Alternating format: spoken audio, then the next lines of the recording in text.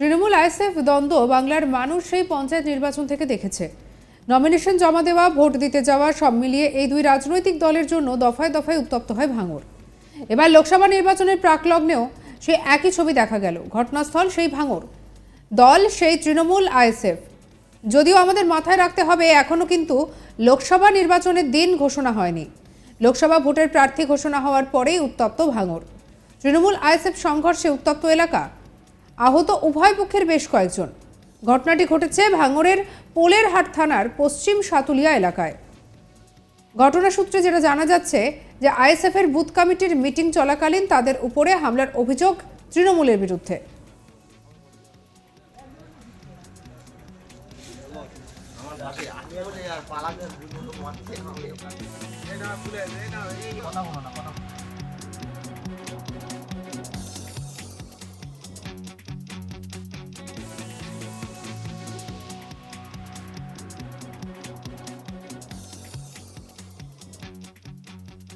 এই ঘটনায় আইএসএফ মুখপাত্র খলিলুর রহমান কি বলছেন শুনবো। আমাদের আজকে মানে বুথ কমিটি তৈরি হচ্ছিল সাতুলি, ওখানে তৃণমূলের গুন্ডা বাহিনীরা তারা আগে থাকতেই আজকে ওরা রেডি ছিল, মানে কয়েকদিন ধরে ওরা চলছিল। আজকে হঠাৎ যখন আমাদের কর্মীরা নেতৃত্বরা যখন ওখানে বুথ কমিটি তৈরি করতে আজান দিচ্ছে বলে একটু দেরি করে তারা বলছে আজানটা হয়ে যাক, 10 মিনিট পরে হবে।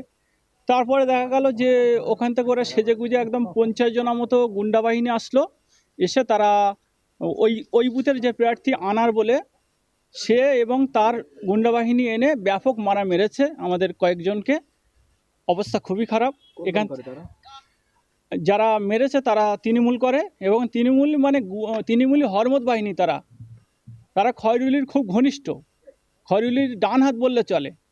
খয়রুল অনুগামীরা আপনাদের আইএসএফ কর্মীদের মারধর করে। হ্যাঁ, তো আমরা একটাই কথা বলতে চাই, যদি প্রশাসন এর ব্যবস্থা না নেয় তাহলে পরিস্থিতি অন্যদিকে যাবে। কারণ আমরা আগামীকাল আমাদের নেতৃত্বর সঙ্গে আলোচনা করে এর জন্য আমরা যতদূর যাবার ততদূর যাব। 50 থেকে 60 জন তৃণমূল আশ্রিত দুষ্কৃতীরা তাদের উপরে হামলা চালায়, এমনটাই অভিযোগ। এই ঘটনায় আহত হয় একাধিক আইএসএফ কর্মী, যদি তৃণমূল অভিযোগ অস্বীকার করেছে। কি বলছেন তৃণমূল কর্মী বাবলু মল্লিক, শুনবো।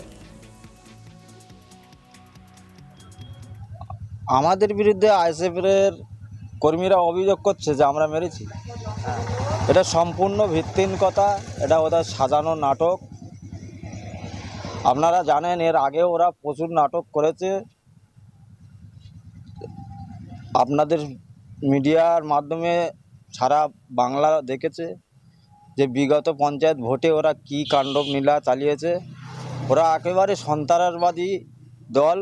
ওরা সবসময় মিথ্যে কথা বলে, মিথ্যে দিয়েই ওদের পরিচালনা, মানে মিথ্যে দিয়েই ওদের দলটা পরিচালিত হয়। আমরা আজকে ব্রিগেডে মিটিং ছিল, আমরা সেখানে গিয়েছিলাম আমাদের দলের ডাকে।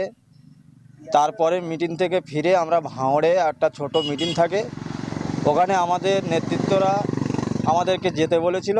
আমরা যথাসময়ে গিয়েছি। আমাদের ফিরতে ফিরতে রাত হয়ে গেছে, সন্ধে 7টা সাড়ে 7টার দিকে আমরা বাড়ি ফিরছিলাম। এবার আমাদের ব্রিজের মুখে দেখলাম যে 10-12 জন মতো লোক দাঁড়িয়ে বসে আছে। তো আমরা ভাবলাম যে কোনো দিন তো এরকম থাকে না আমাদের পাড়ায়, তা কি হঠাৎ দেখি। আমরা যত গাড়িতে দাঁড়িয়েছি, এবারে একজন আমরা চেনার লোক আছে, কি হচ্ছে এখানে। এবার আমরা তৃণমূলটা করি, ওরা জানে। সে হিসেবে কী হচ্ছে মানে আমাদের দাঁড়িয়ে জিজ্ঞাসা করছি কি হচ্ছে, আমরা হয়তো ঝামেলা হতে পারে। ঝামেলা বলেই আমাদের বাঁট দিয়ে গাড়িতে দাঁড়িয়ে রয়েছি, এসি আমার হাতে মেরেছে। দেখুন, বাঁট দিয়ে মারার পরে আমি ওখানে পড়ে যাই। আবার আমার এই সহকর্মী আমার সঙ্গে ছিল মোশারেফ মোল্লা, এনাকেও মেরেছে। এনার হাতটাও খুব চোট হয়েছে, আমার হাত কেটে গেছে এবং খুব যন্ত্রণা করছে। জানি না কি হবে। আইএসএফের দুষ্কৃতীরা। আমরা তো কিছুই বুঝতে পারলাম না। আমরা এসে সবে দাঁড়িয়েছি, ওদেরকে জিজ্ঞেস করলাম যে এখানে তোরা কি করছিস, ব্যাস ওই উঠে গালা মানে মুখ খিস্তি করে গালাগালি দিয়ে আমার মাকে এই করবে, আমার বোনকে এই করবে বলেই আমাকে মারল। আর এদিকে এই নিয়ে আমাদের কালেক্ট প্রসেনজিতের কি রিপোর্ট দেখাবো আপনাদের। গত পঞ্চায়েত নির্বাচনে বারে বারে উত্তপ্ত হয়েছিল দক্ষিণ চব্বিশ পরগনার ভাঙড়। আর এবারে লোকসভা ভোটের দিনক্ষণ ঘোষণা এখনও না হলেও প্রার্থী তালিকা ঘোষণা হতেই কার্যত নতুন করে উত্তেজনা দেখা দিল দক্ষিণ চব্বিশ পরগনার ভাঙড়ে। ভাঙড়ের সাতুলিয়া বাজার এলাকায় আইএসএফ এবং তৃণমূলের মধ্যে নতুন করে অশান্তি শুরু হয়েছে। রবিবার সন্ধ্যায় যখন ব্রিগেড ফেরত তৃণমূল কর্মীরা ফিরছিলেন তখনই কার্যত ভাঙড়ের সাতুলিয়া বাজার এলাকায় সেখানে তৃণমূল কংগ্রেস এবং আইএসএফের মধ্যে অশান্তি হয়। আইএসএফের যেটা অভিযোগ যে এই সাতুলিয়া বাজারে তারা কর্মী বৈঠক করছিল, যেহেতু সামনেই লোকসভা নির্বাচন রয়েছে সেই কারণে দলের কর্মী সমর্থক যারা রয়েছেন তাদের মনোবল চাঙ্গা করতেই কার্যত কর্মী বৈঠক করছিলেন আইএসএফ কর্মী সমর্থকরা। তাদের অভিযোগ 50-60 জন তৃণমূল কর্মী আচমকাই সেই কর্মী বৈঠকে ঢুকে পড়ে এবং তাদেরকে বেধড়ক মারধর করে। এই ঘটনাকে কেন্দ্র করে এলাকায় যথেষ্ট উত্তেজনা ছড়ায়। ঘটনায় বেশ কয়েকজন আইএসএফ কর্মী গুরুতর জখম হয়েছেন, তাদেরকে উদ্ধার করে স্থানীয় জিরানগাছা প্রাথমিক হাসপাতালে চিকিৎসার জন্য নিয়ে যাওয়া হয়। অন্যদিকে তৃণমূল কংগ্রেসের অভিযোগ যে ব্রিগেড থেকে যখন তারা ফিরছিলেন তখনই তাদের ওপরে হামলা চালায় আইএসএফ কর্মী সমর্থকরা। তারা কর্মী সম্মেলন করছিলেন, কর্মী বৈঠক করছিলেন কার্যত সাতুলিয়া বাজার এলাকায়, এবং সেই সাতুলিয়া বাজারের কর্মী বৈঠক থেকেই আচমকা এই তৃণমূল কংগ্রেস কর্মী যারা রাস্তা দিয়ে যাচ্ছিলেন তাদের উপর হামলা চালানো হয়। সব মিলিয়ে উত্তেজনা ছড়ায় ভাঙড়ের পোলেরহাট থানার অন্তর্গত এই সাতুলিয়া বাজার এলাকায়। ঘটনার খবর পেয়ে ভাঙড়ের পোলেরহাট থানার পুলিশ সেখানে ঘটনাস্থলে পৌঁছয় এবং পরিস্থিতি নিয়ন্ত্রণে আনে। এলাকায় যথেষ্ট উত্তেজনা রয়েছে রবিবার সন্ধ্যা থেকেও। সোমবার সকালেও সেখানে পুলিশ পিকেটিং রয়েছে। অন্যদিকে এই ঘটনায় দুপক্ষেরই বেশ কয়েকজন জখম হয়েছেন, তাদেরকে উদ্ধার করে জিরানগাছা প্রাথমিক হাসপাতালে চিকিৎসার জন্য ভর্তি করা হয়েছে। গোটা ঘটনার তদন্ত শুরু করেছে কলকাতা পুলিশের অন্তর্গত পোলেরহাট থানার পুলিশ, এবং এই ঘটনায় কে বা কারা জড়িত, সঠিক কী কারণে ঘটনা ঘটেছে পুরো বিষয়টাই খতিয়ে দেখছে পুলিশ। তবে নতুন করে যাতে এলাকায় অশান্তি না ছড়ায় সেদিকে নজর রাখছে পোলেরহাট থানার পুলিশ।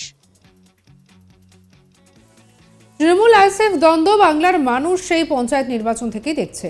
নমিনেশন জমা দেওয়া, ভোট দেওয়া নিয়ে সব মিলিয়ে এই দুই রাজনৈতিক দলের জন্য দফায় দফায় উত্তপ্ত হয়ে উঠল ভাঙড়। আর এবার লোকসভা নির্বাচনের প্রাক লগ্নে সেই একই ছবি ধরা পড়ল। ঘটনাস্থল সেই ভাঙড়। তৃণমূল এবং আইএসএফ এর দ্বন্দ্ব আরও একবার মাথাচাড়া দিল লোকসভা ভোটের ঠিক আগেই।